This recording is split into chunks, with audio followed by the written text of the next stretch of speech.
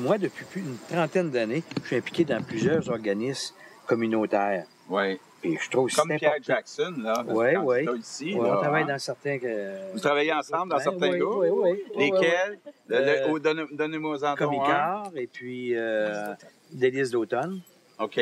OK, puis... Qu'est-ce que vous faites dans cet organisme-là? Nous autres, on assiste les chefs quand ils font les mets au public. OK.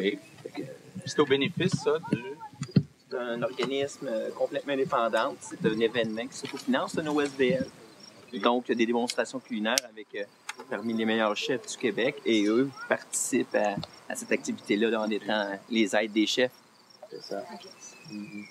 Et puis, en plus, c'est que c'est le fun de pouvoir, dans d'autres organismes, dans Saint-Vincent-de-Paul puis d'autres choses, c'est que on redonne à d'autres gens qui sont plus démunis que nous autres. Ouais. Et puis, dans la campagne, on a entendu parler beaucoup des structures, donner un médecin à chaque personne, on aimerait bien ça.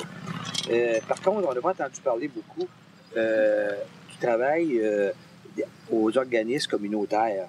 C'est quoi ce seraient vos propositions dans cette...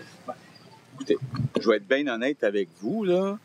C'est sûr qu'on ne veut pas s'éparpiller, OK? Donc, on dit santé, un médecin de famille, investir dans nos écoles pour nos enfants, pour qu'il y ait plus de sport, plus d'aide aux enfants qui ont des difficultés, relancer notre économie, avoir une économie de propriétaires. Donc, on essaie de choisir quelques priorités. C'est sûr, moi, j'ai été 10 ans député dans un comté dans le nord de la Naudière. Isabelle venait souvent dans le comté de Rousseau, des villes comme Saint-Lin, Saint-Calix. Et les organismes communautaires, là, s'ils n'étaient pas là, je veux dire, il y aurait tellement de personnes qui seraient dans le besoin. Ça n'a pas de valeur. Le bénévolat qui est donné au Québec, là, je veux dire, jamais on serait capable de se payer 10 %. Si on les payait pour le vrai, tous nos bénévoles, là, ne seraient pas capables.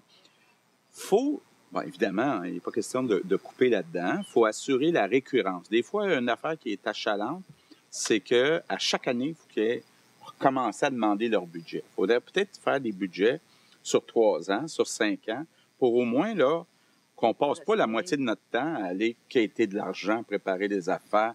Bon, puis les intégrer. Peut-être, moi, je me dis souvent, j'essaie de focusser sur 2 genres de personnes qu'il faut plus aider.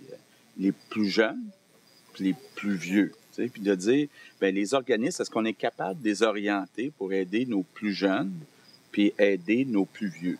T'sais?